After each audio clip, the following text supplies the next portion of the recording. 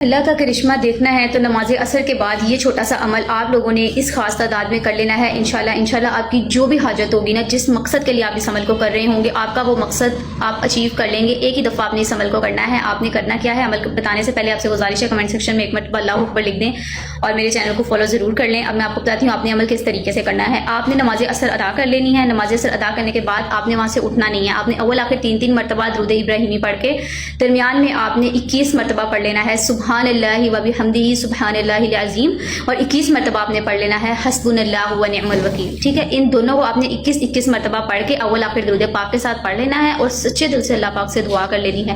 جس بھی پرپس کے لیے، جس بھی مقصد کے لیے آپ اس عمل کو کر رہے ہوں گے، ایک ہی دفعہ آپ اس عمل کو کریں گے. انشاءاللہ آپ لوگوں کو اس کا بہت زیادہ فائدہ ہوگا، بہت زیادہ پازیٹیو ریزلٹس آپ کو دیکھنے کو ملیں گے.